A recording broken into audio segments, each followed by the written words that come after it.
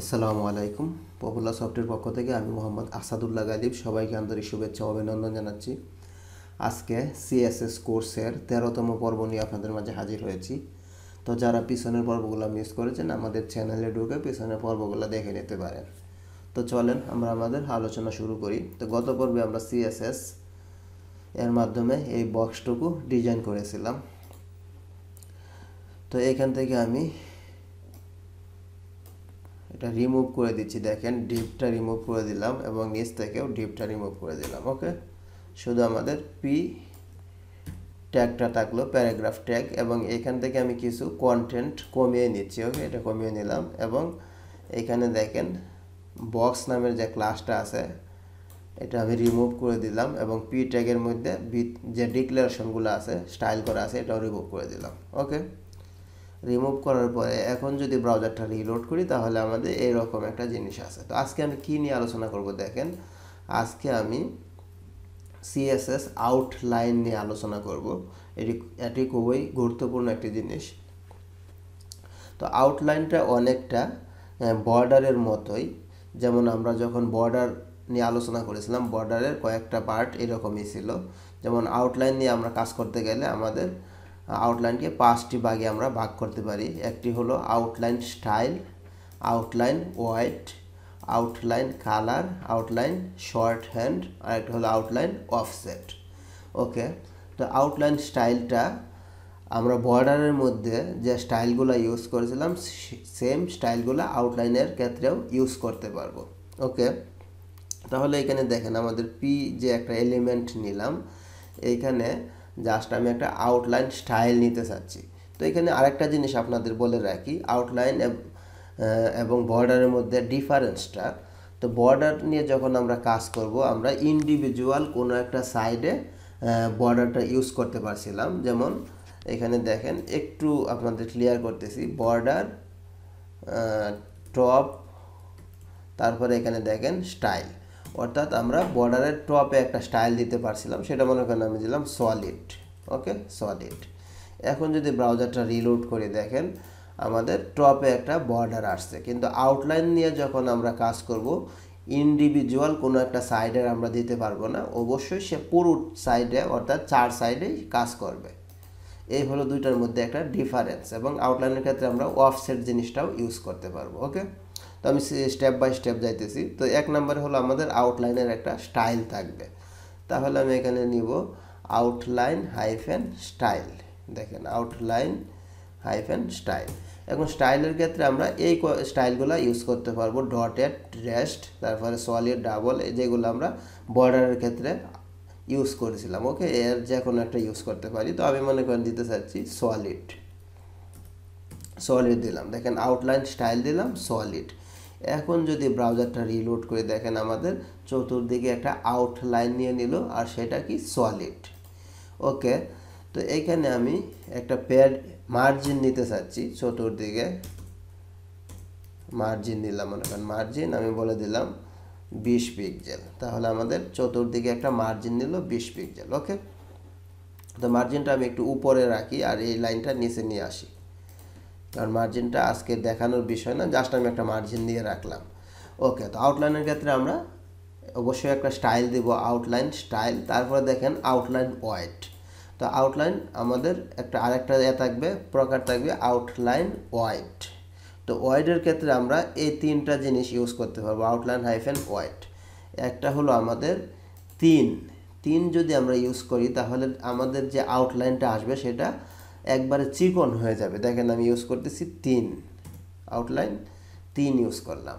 3 use করার পরে এখন যদি ব্রাউজারটা রিলোড করি দেখেন এটা আমাদের খুবই চিকন হয়ে গেছে। আর আমি যদি মিডিয়াম ইউজ করি, আউটলাইন ওয়াইড কি মিডিয়াম, তো মিডিয়ামের ক্ষেত্রে আমাদের এটা মিডিয়াম থাকবে। দেখেন এটা আমি রিলোড করলাম, মিডিয়াম, অর্থাৎ বাই ডিফল্ট যেটা থাকে ওইটার মতোই প্রায়। আর আউটলাইন যদি আমি থিক ইউজ করি তাহলে এটা অনেক মোটা হয়ে যাবে। যেমন দেখেন আমি ইউজ করলাম থিক।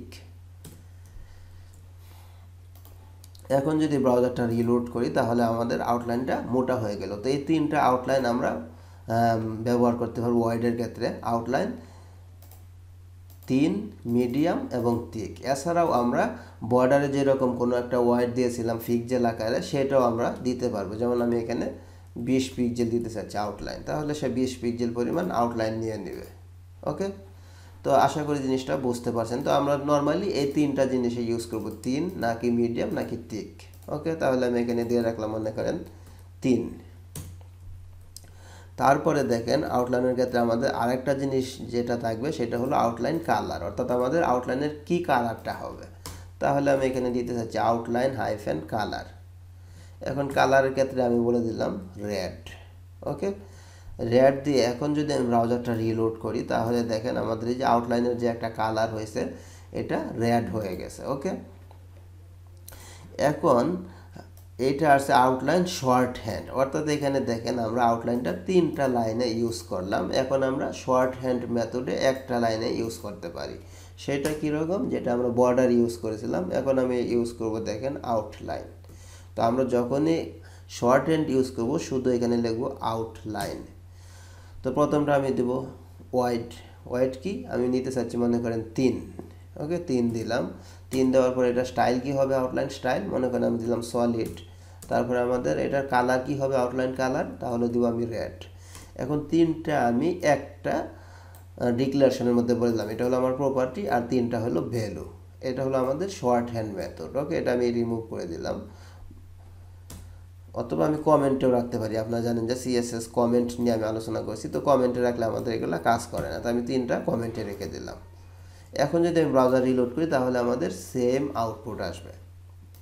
এখন দেখেন আমি একটা আউটলাইন অফসেট ইউজ করতে চাচ্ছি। তো অফসেট ইউজ করলে যেটা হবে, এখানে আমাদের বাহিরে একটা অফসেট নিয়ে নেবে। দেখেন আমি এখানে অফসেট ইউজ করব, আউটলাইন অফসেট।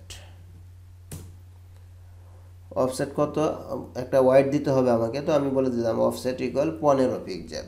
15 পিক্সেল আমি সেভ দেওয়ার পরে সেভ করলাম। সেভ করে এখন যদি ব্রাউজারটা রিলোড করি, দেখেন সে আমার মূলত একটা আউটলাইন অফসেট 15 পিক্সেল পরিমাণ নিয়ে নিল, যে আমাদের এই পি এলিমেন্ট থেকে 15 পিক্সেল পরিমাণ একটা আউটসাইড অফসেট নিল। তো এই জিনিসটা একটু আপনাদের আর একটু অফসেটটা কীভাবে কাজ করছে একটু ক্লিয়ার করি। যেমন আমি এখানে একটা বর্ডার নিতেছি, দেখেন তো আমি আউটলাইনের পাশাপাশি একটা বর্ডারও ডিক্লেয়ার করতেছি, সেম বর্ডার। বর্ডার শুধু কালারটা দিব ডিফারেন্ট। ওকে, তাহলে আমি এখানে বলে দিচ্ছি বর্ডার, বর্ডার, আর এখানে আমি হোয়াইট বলে দিচ্ছি 1 পিক্সেল, আর এটা সলিড না দিয়ে এটা দিচ্ছি ব্লু। ওকে, এখন দেখেন আমি যদি ব্রাউজারটা রিলোড করি, আমি এটা আপাতত রিমুভ করে দিচ্ছি। দেখেন রিমুভ করার পরে এখন ব্রাউজারটা রিলোড করলাম, দেখেন এখানে আমার আউটলাইনটা যেভাবে আসছে এবং বর্ডারটাও কিন্তু সেমভাবে আসছে, দুইটা একটার উপরে একটা হয়েছে। কীরকম হয়েছে দেখেন, একটা ব্লু, তো এটা আমি দিলাম মনে করেন ব্ল্যাক দিলাম, ব্ল্যাক আর হলো রেড। এখন দেখেন আমি ব্রাউজারটা রিলোড করলাম, করার পর দেখেন আমার একটা বর্ডার আর একটা আউটলাইন, দুইটা একটার উপরে একটা। আমি যদি এখন এই আউটলাইনটা আমি কমেন্টে রাখি, তাহলে আমরা দেখেন এখানে একটা বর্ডার আসছে, সেম জিনিস, এই পি এলিমেন্টটার সেম পজিশনে বর্ডারটা আসছে। এখন আমি যদি বর্ডারটা কমেন্টে রেখে আউটলাইনটা কমেন্ট আউট করে দেই, তাহলে দেখব সেম পজিশনেই আউটলাইনটা আসবে। দেখেন এই যে সেম পজিশনেই আসলো। তো দুইটা মোটামুটি সেম কাজ করে থাকে। এখন আমি দুইটার মধ্যে একটা অফসেট দিতে চাচ্ছি, তো আমার দুইটাই রাখলাম। দেখেন বর্ডার রাখলাম, এখন আমি ব্ল্যাক কালারের 1 পিক্সেল সলিড স্টাইলেই থাকবে। এখন আমি আউটলাইন একটা অফসেট ইউজ করতেছি, তাহলে আমরা বুঝতে পারবো বর্ডার থেকে সে একটা অফসেট নিয়ে নেবে। আউটলাইন হাইফেন অফসেট আমি বলে দিলাম 15 পিক্সেল। দেখেন সেভ করলাম কন্ট্রোল এস দিয়ে। সেভ করার পরে এখন যদি ব্রাউজারটা রিলোড করে দেখেন, এটা মূলত আমাদের এই যে বর্ডার, আমি যে বর্ডারটা ইউজ করছি, এই বর্ডার থেকে সে কী করলো 15 পিক্সেল পরিমাণ অফসেট নিয়ে নিল। দেখেন 15 পিক্সেল পরিমাণ, এই যে এখান থেকে বর্ডার থেকে 15 পিক্সেল পরিমাণ অফসেট নিয়ে নিল। তো আশা করি জিনিসটা বুঝতে পারছেন অফসেটটা কি, আউটলাইন অফসেট, অর্থাৎ এটা অনেকটা প্যাডিংয়ের মতোই আপনার কাজ করছে। অর্থাৎ এই এলিমেন্ট থেকে সে চতুর্দিকে একটা 15 পিক্সেল পরিমাণ অফসেট নিয়ে নিল। তো এটাই মূলত সিএসএস আউটলাইন। তো আমরা আগামী পর্বে সিএসএস টেক্সট নিয়ে আলোচনা করব, খুবই একটি গুরুত্বপূর্ণ পর্ব হবে ইনশাল্লাহ। তো আজকের পর্বটি ভালো লেগে থাকলে অবশ্যই লাইক, কমেন্ট এবং ভিডিওটি শেয়ার করবেন, আর জিনিসগুলো বেশি বেশি আপনারা প্র্যাকটিস করবেন। ওকে, তো আজকের পর্বটা এখানেই শেষ করতেছি। সবাই ভালো থাকেন, সুস্থ থাকেন, আল্লাহ হাফিজ।